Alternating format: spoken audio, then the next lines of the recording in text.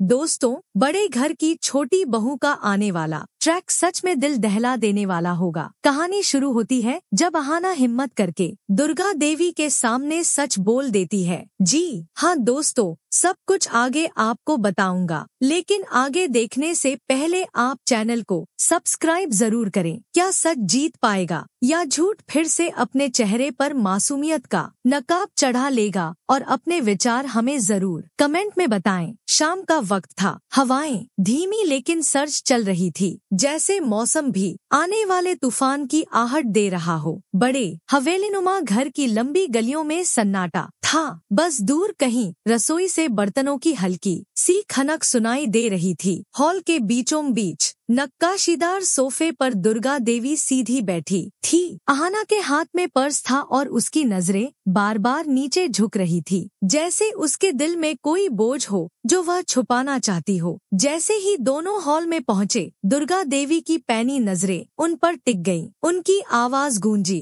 कहाँ से आ रहे हो तुम दोनों? हर शब्द में सख्ती थी, जैसे किसी ने नुकीला तीर छोड़ा हो। अर्जुन ने तुरंत जवाब दिया, मां, हम हॉस्पिटल गए थे। दुर्गा देवी की आंखें हल्की सी सिकुड़ गईं। हॉस्पिटल? और वो भी इतने घंटों तक? उनकी आवाज अब शक से भरी थी। अचानक उन्होंने अपना चेहरा अहाना की तरफ घुमाया। तुम बताओ अहाना, सच क्या है? अहाना का दिल धड़कने लगा, जैसे उसकी छाती में कोई ढोल बज रहा हो। सामने दो रास्ते थे, एक अर्जुन का साथ देकर झूठ बोलना, दूसरा सच बोलकर इस रिश्ते को खतरे में डालना। अर्जुन ने हल्के से आंखों से इशारा किया, माँ की बात मान लो, हाँ में हाँ मिला दो। लेकिन अहाना का दिल कह रहा था, अगर आज मैंने सच नहीं बोला तो ये झूठ कल हमारे रिश्ते को अंदर से खोखला कर देगा। उसने गहरी सांस ली, फिर धीरे धीरे बोली, मान, हम हॉस्पिटल नहीं गए थे, हम घूमने गए थे। पूरा कमरा जैसे एक पल के लिए जम गया। दीवार पर लगी घड़ी की टिक टिक भी मानो रुक गई हो। दुर्गा देवी की आंखें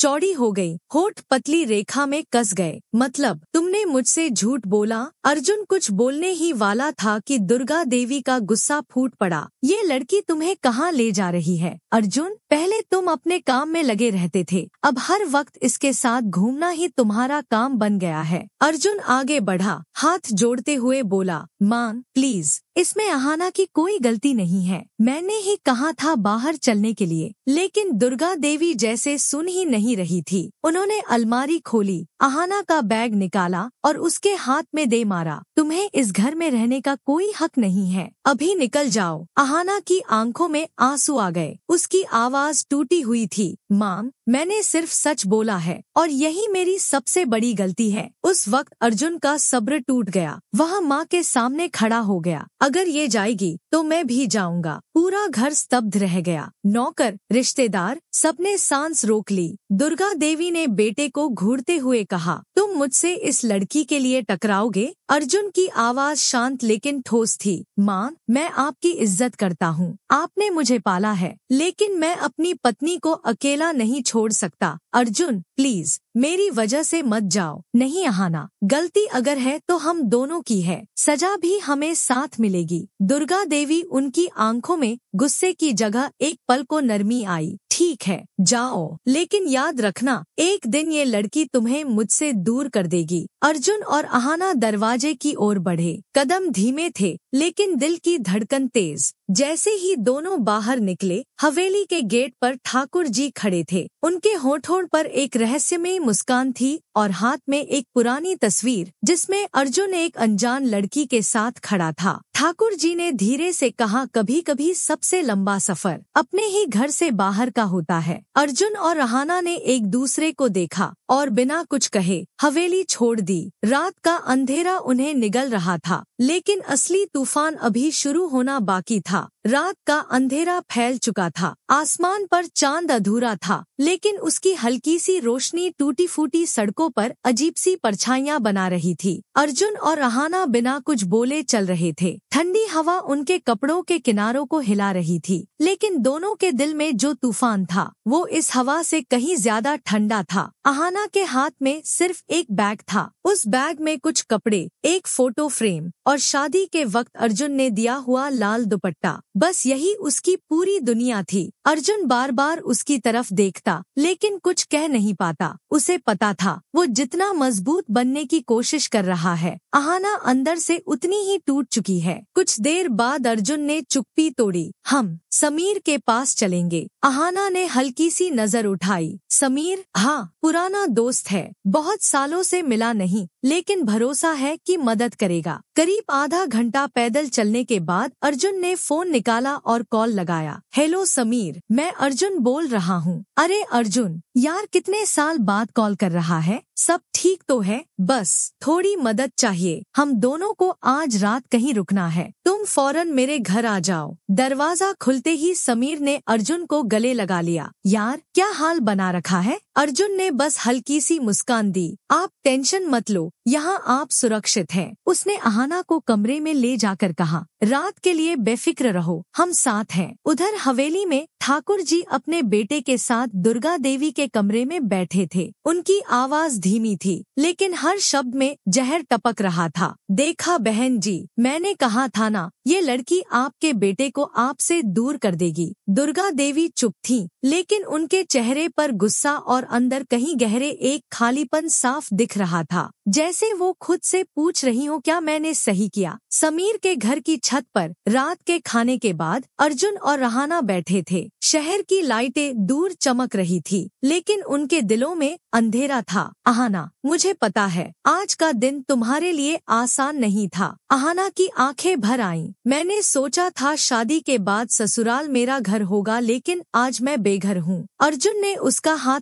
थाम लिया। घर दीवारों से नहीं बनता, घर वहाँ होता है जहाँ अपना इंसान हो। अगली सुबह जब अर्जुन और अहाना समीर के घर से बाहर जाने के लिए तैयार हो रहे थे, गली के कोने पर एक काली कार धीरे धीरे आकर रुकी। कार का शीशा नीचे हुआ और अंदर से ठाकुर जी की ठंडी मुस्कान नजर आई। वाह, तो यहाँ छुपे हो तुम दोनों। उनकी आंखों में खेल शुरू करने की चमक थी। याद रखना अर्जुन, ये शहर बड़ा है लेकिन मेरी पहुँच उससे भी बड़ी है। खेल तो अब शुरू हुआ है। अर्जुन ने अहाना की तरफ देखा और उसने समझ लिया अब ये लड़ाई सिर्फ माँ बेटे की नहीं बल्कि जाल और चाल की है। काली कार का साया अभी भी अर्जुन और अहाना के जहन में था लेकिन उन्होंने फैसला किया, डर के आगे नहीं झुकेंगे। शहर के पुराने मोहल्ले में एक छोटा सा किराए का कमरा मिला। छत पर दरारें, कोनों में मकड़ी के जाले और पंखा जो आधा चलता था। अर्जुन ने पास की एक प्राइवेट फर्म में नौकरी पकड़ ली। सैलरी कम लेकिन फिलहाल जरूरत थी। अहाना ने मोहल्ले के बच्चों को ट्यूशन देना शुरू किया। दिन भर का थकान भरा काम, लेकिन रात को दोनों एक दूसरे का हाथ पकड़कर सोते जैसे यही उनकी सबसे बड़ी ताकत हो। लेकिन मोहल्ले में अफवाहें फैलनी शुरू हो गयी। वो देखो, हवेली से निकली बहू, पता नहीं कैसी है। इन कानाफूसियों के पीछे ठाकुर जी का हाथ था। एक शाम अर्जुन घर लौट रहा था। अंधेरी गली में 3 गुंडों ने उसे घेर लिया। हवेली से दूर रहो वरना तुम्हारी दुनिया उजाड़ देंगे। अर्जुन ने कुछ कहने की कोशिश की लेकिन उनके वार से बचते बचते वो गिर पड़ा। चेहरे पर चोट के निशान छुपाकर वो घर लौटा। अहाना ने पूछा, ये सब कैसे हुआ? अर्जुन ने हंसते हुए कहा, गिर गया था, कुछ नहीं।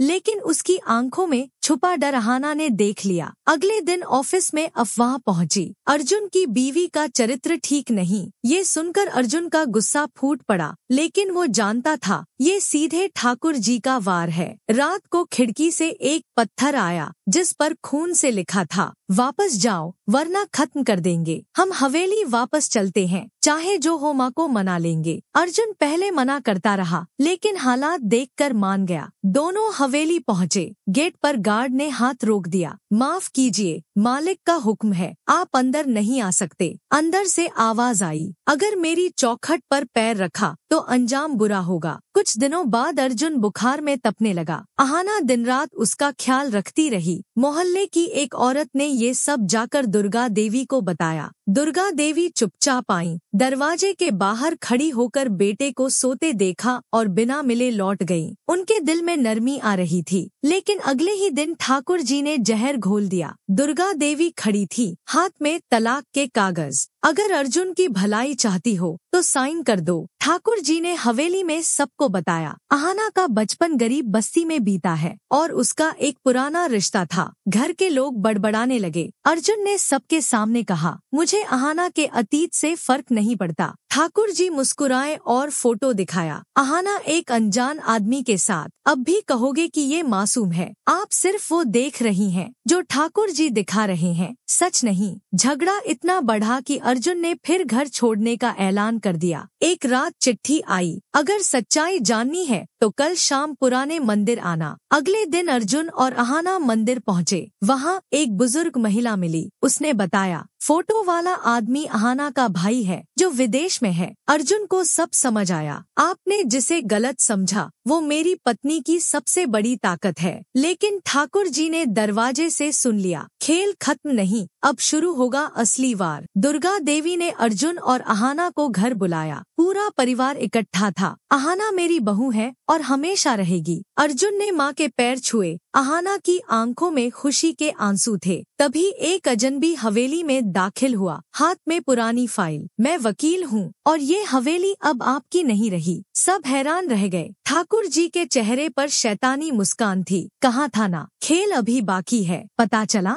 ठाकुर जी ने पुराने जमीन के कागजों में हेरफेर करके हवेली अपने नाम करा ली थी। परिवार बिखरने लगा। सब अपने अपने हित देखने लगे। दुर्गा देवी ने ठाकुर जी को रोकने की कोशिश की, लेकिन अचानक वो बेहोश होकर गिर पड़ी। अर्जुन उन्हें गोद में लेकर चिल्लाया, मान, आंखें खोलो। अस्पताल में डॉक्टर ने कहा, मरीज का स्ट्रेस कम करो वरना हालत बिगड़ जाएगी। अर्जुन ने तय किया, अब खेल खत्म करना ही होगा। तुमने मेरी माँ का घर छीना, अब मैं तुम्हारी चालें उजागर करूंगा। एक पुराने नौकर ने गवाही दी कि कैसे ठाकुर जी ने नकली कागज बनवाए। कोर्ट में सच सामने आया और हवेली दुर्गा देवी को वापस मिल गई। घर में खुशी लौट आई। लेकिन ठीक उसी रात अर्जुन के फोन पर एक कॉल आया। फोन के दूसरी तरफ वही बुजुर्ग महिला थी। अर्जुन, जिस भाई की बात मैंने कही थी वो अभी जिंदा नहीं, और जिसने तुम्हें ये फोटो दी थी वो कोई और था। अर्जुन के हाथ से फोन छूटते छूटते बचा। क्या ये नया झूठ था या किसी बड़े खेल की शुरुआत? क्या यह कहानी सच में खत्म हुई या एक नया खेल शुरू होने वाला है? With that said, thanks for watching and until next time.